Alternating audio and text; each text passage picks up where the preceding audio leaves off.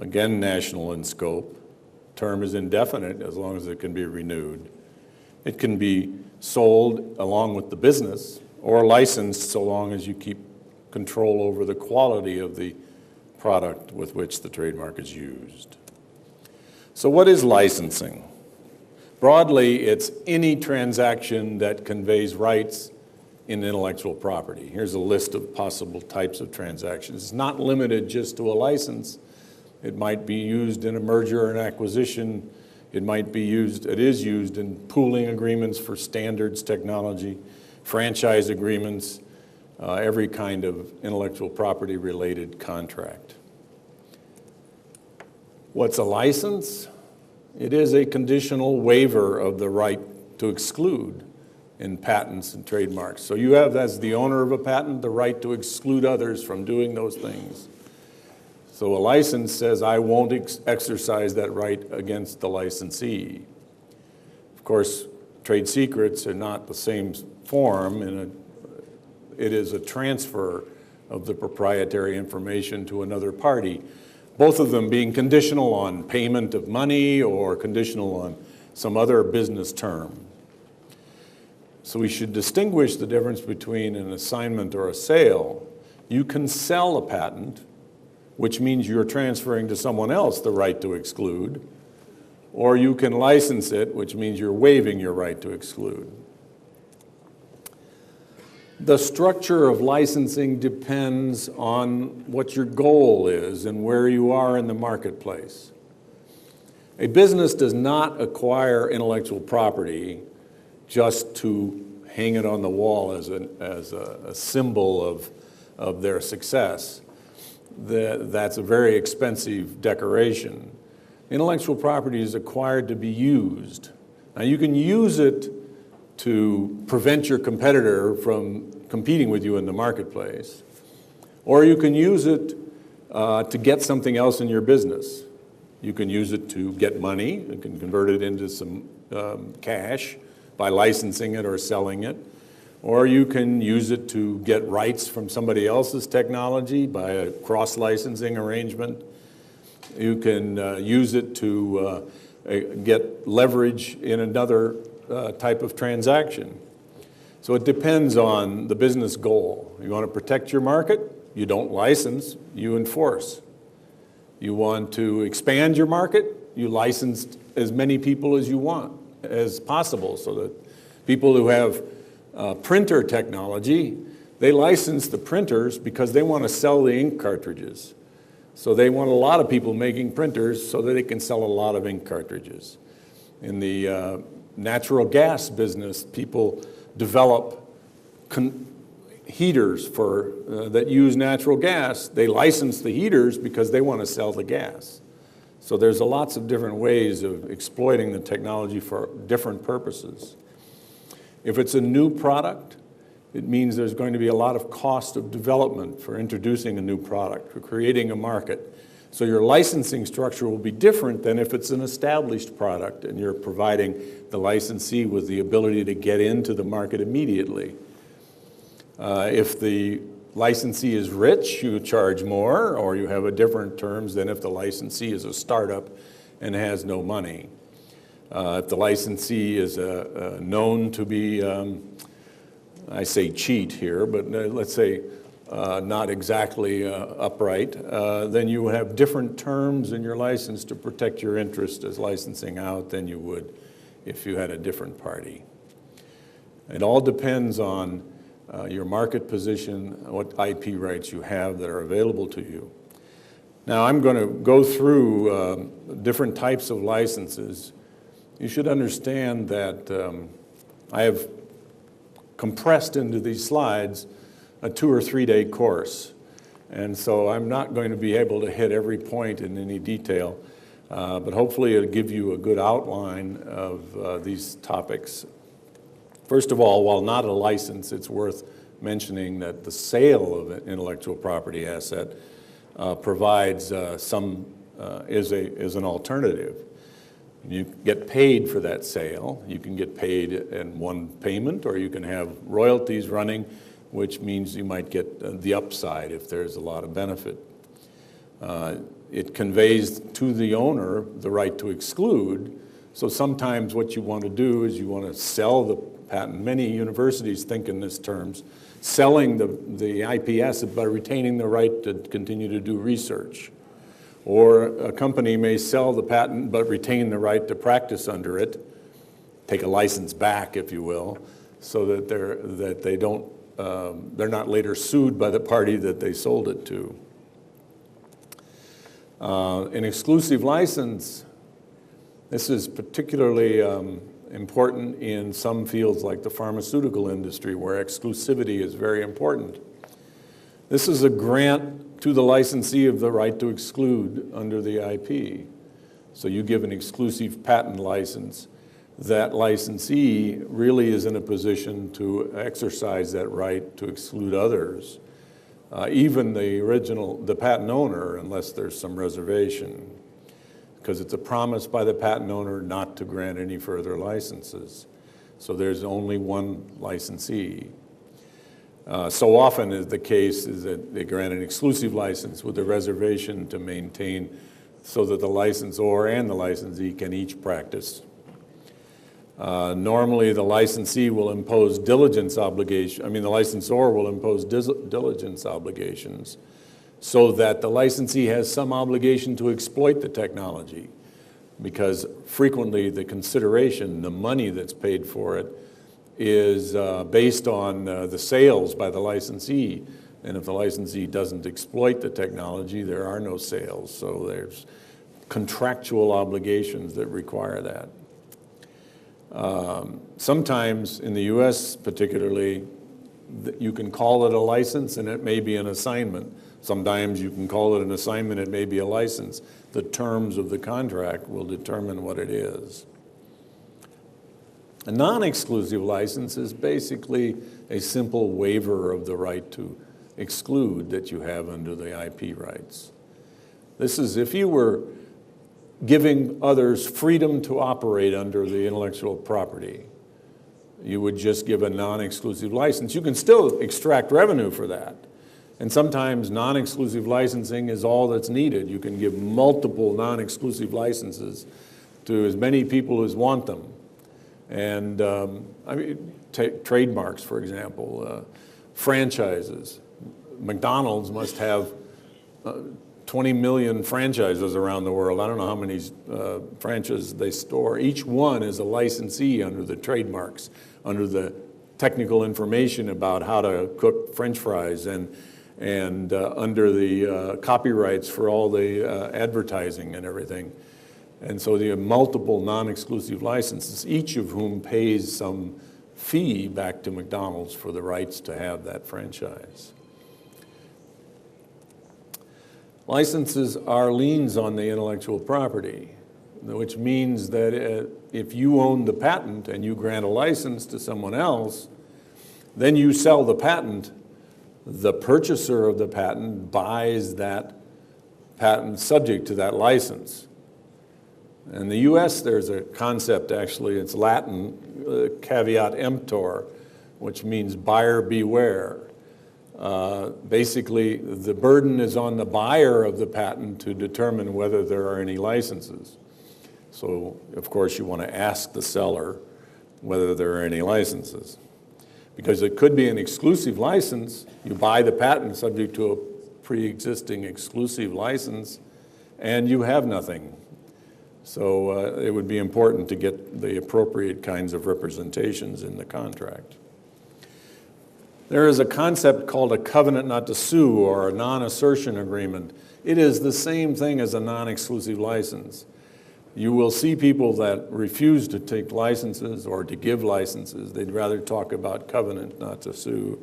They're virtually the same thing, and you're better off with a license. As a licensee, it has more value perhaps than a covenant.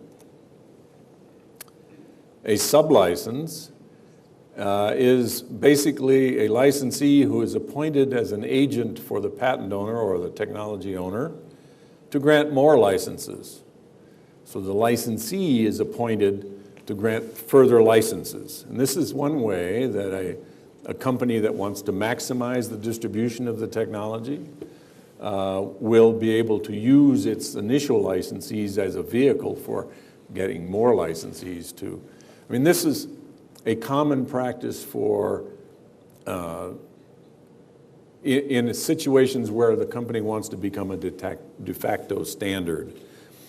Years ago, before many of you were alive, there was the Betamax and VHS videotape war over which standard was going to be used. And Betamax was the Sony product, and VHS was Matsushita, I think. And Matsushita licensed everybody and it allowed everybody to use the technology. Betamax didn't license. And so everyone adopted VHS because they were more readily available. And Betamax went out of business, even though it was technically superior.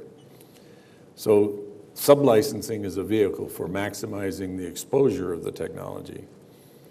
A sublicense, of course, is limited by the terms of the license, but it's another way of also getting greater revenue from licensing. Cross-licensing is primarily in situations where you have blocking technology.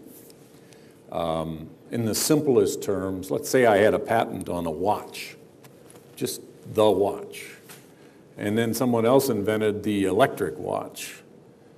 Well, now then the watch guy couldn't sell the electric watch because of the other guy's patent, and the other guy couldn't sell the electric watch because of the watch patent. So they would cross-license each other, and that way both of them could sell electric watches. And now cross-licensing has become much more significant. Many industries competitors will cross-license their entire portfolio with another competitor, so they don't have to worry about infringing the patents of their competitor. These portfolio cross-licenses give both parties the freedom to operate. There are some competition law issues that impact on the ability of competitors to get together. I think the next presentation will be talking about some of those principles. Field of use licensing, one of the most versatile ways of maximizing your IP, particularly patents and technology, is to divide it among various applications so that you can, for example, let's say you have an invention on a small engine, gasoline-powered engine, and you're in the business of making lawn devices for cutting grass. I guess there's not a lot of that here, but in any event, we have that engine can also be used in aircraft and in boats and automobiles and other kinds of products that have small engines. So you could keep your field and then license other people in the other fields, the non-competitive fields that have the same application that can use this technology. So you maintain your competitive position, and yet you're able to leverage your IP, getting revenue from other non-competing areas. So you divide these fields into various, or divide the technology into various fields, and it can be divided by application, it can be divided by market. For example, wholesale versus retail. It can be divided by various, in pharmaceutical, you can license bulk pharmaceuticals versus dosage form pharmaceuticals. There's lots of different ways of dividing it up. And field of use licensing, as long as it doesn't intentionally restrain competition between normal competitors, it's probably the most versatile way of maximizing the revenue from an intellectual property portfolio. How much time do I have?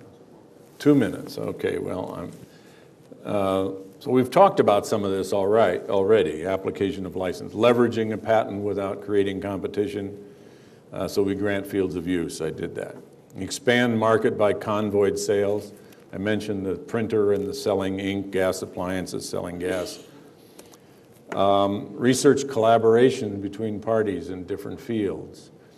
This is where two companies perhaps have complementary interests in a technical area. They want to develop something, So they collaborate to develop, and then they license each other exclusively in their respective fields, so that you've essentially jointly developed the technology and then separately use the results in your respective fields on an exclusive basis. There are some complications with respect to background technology, the stuff that pre-existed the collaboration, but it's a very common structure. Induce initial market entry. I mentioned to you the exclusive license and non-exclusive license. Sometimes in order to induce a company to invest the necessary funds to bring a new product to market and develop the market, they need to be reassured that they will have a return on their investment. So you give them an exclusive license for a period of time. Let's say it takes 2 years to get it into the market, you give them 3 more years exclusivity, so they can have a higher price and get a better return. And then after that, it automatically converts to non-exclusive, and the technology owner can license others, thereby spreading the technology around. Sarah will talk about competition law restraints, so I won't really pursue that, but that's another whole area. Within the competition law, IP licenses can be structured in a lot of different ways to accomplish a lot of different business approaches and business purposes. You have to understand the scope of the IP and what you can do with it. But once you do, you can do a lot of different things with IP licensing structures. Shukran. Thank you. Thank you, Pat, for the presentation. We'll leave the questions together, so for the two speakers together. Our next speaker now is Sarah Holder, and she is the manager of the Rose Company for the Middle East and North Africa in the United Arab Emirates. She holds a degree in law and also another degree in biochemistry. She practiced the IP and as an attorney in New Zealand in 1998.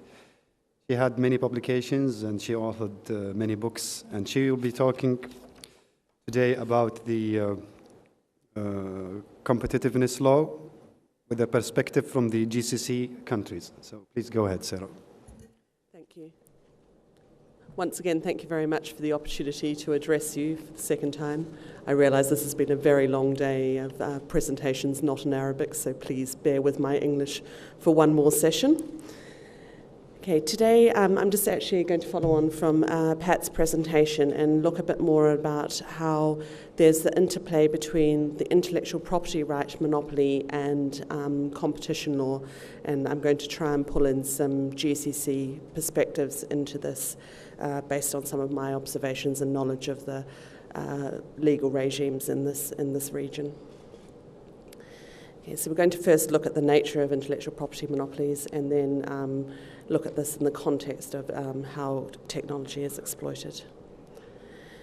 Okay, just very quickly, intellectual properties are monopoly or quasi-monopoly rights.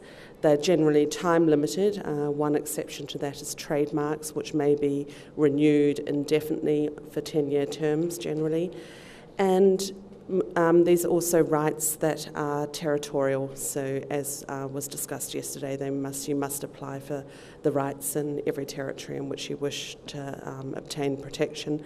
The possible exception to that is copyright, which is a supranational right but still needs to be enforced on a territorial basis. Right, I'm going to call this slide the conventional thinking because the conventional thinking is monopolies are a bad thing in free markets. Free markets do not like monopoly positions. So why then do we allow intellectual property monopolies? Well, the first distinction to remember is that intellectual property monopolies are not necessarily the same as market monopolies, and anti-monopoly laws or competition laws generally are focused on dealing with market monopolies.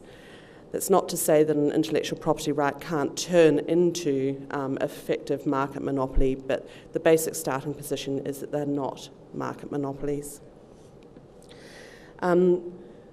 There's generally considered to be a societal benefit for allowing an intellectual property monopoly. That is, that the society's welfare will grow more from the innovation that is the subject of the monopoly than it will suffer from the monopoly right being granted. Or from a competition perspective, viewpoint, you could look at that as saying that there's a disproportionate impact on the market and consumer welfare, taking into account the long-term effects of innovation if the research and development costs are not recouped. And that brings us to the third point of why intellectual property monopolies are tolerated, is we must do something to encourage innovation. And with all the will in the world, people are not going to spend all of their own money creating new innovations if they will not be able to recover that investment. Okay. However, intellectual property, because of these reasons, is often a specified exception in anti-monopoly laws or sometimes competition laws. There's different countries use different terms. We often use the terms competition law or anti-monopoly laws interchangeably. There are usually restrictions on these exceptions. Pat started to touch upon some, which were you can't force the tide buying of other products into the exploitation of an intellectual property right if you don't have also a monopoly right over that other product. Particularly in brands, it's quite important that the resale price maintenance is not, the trademark is not used to distort the pricing in the market, which we often call resale price maintenance. An intellectual property owner should not misuse his intellectual property to secure or maintain a dominant market position. That can be quite a difficult one to determine when a dominant market position is obtained through the misuse of an intellectual property right. But some countries have declared, for example, that knowingly attempting to enforce or threatening to enforce a knowingly invalid patent in order to maintain a market position may be considered an abuse of an intellectual property right. A refusal to license on reasonable terms may also be considered an abuse of a dominant market position if the IP owner holds that dominant market position. If there is a consumer need for a differentiated product that the license of that intellectual property would be required for, and if there's no objective justification for the refusal of the license, and the refusal of the license may eliminate competition in a particular sector of the market. It may also be considered an abuse of intellectual property monopoly if there's an unjustified termination of a license merely for the purpose of putting the licensee out of competition with the licensor. That's a very, very general overview, and all of those general principles are applied very differently in every country, so I'd just like to stress that. I guess one other point to make here would also be that an IP monopoly, whether it can actually have the effect of becoming a market monopoly, will depend on the hold that technology has over the market.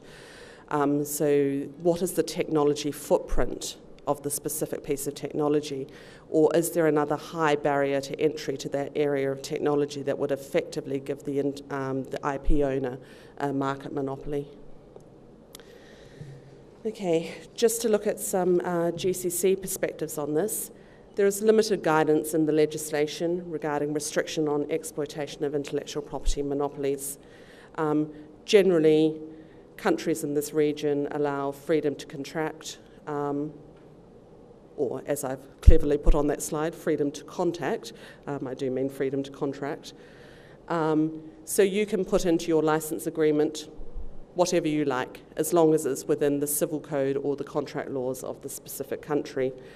One thing I would specifically highlight here, particularly for people from outside the region doing deals or transactions within this region, that choice of law and choice of jurisdiction in these contracts can be very, very difficult to decide upon.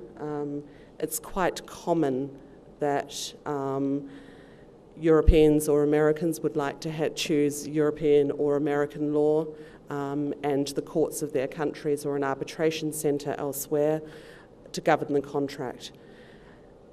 Whilst that is generally not illegal under the various GCC contract laws, implementation of a foreign decision here can be problematic, and in some countries the case will need to go back before the local courts. Saudi Arabia is one, for the contract to be interpreted in accordance with Sharia law. So just a note there for cross-national transactions. It's quite important to understand the local nature of the GCC market in that respect. Another feature of the GCC is that we see that there are some types of market monopolies that are specifically legislated for. Commercial agencies, exclusive commercial agencies are very common in this region. Each country in the region has its own law on this type of arrangement, and these agencies are generally based upon trademarks, the trademark monopoly. So the person who takes the agency may exclude anyone else from importing or distributing goods under that brand in the market. So that is a type of market monopoly that is based entirely on an intellectual property right. We do occasionally see these types of arrangements based on technology, but it's far more common to be based on the trademark right. And there are, of course, specific protections in the intellectual property laws themselves. Sorry, it's dropped off the bottom there, that bullet point below that. The main bullet point says compulsory licensing. That is the main protection that appears in the patent laws around the region. It's been entered into all of the patent laws as a requirement under the TRIPS agreement. There is a general requirement that you go and ask the patentee whether you can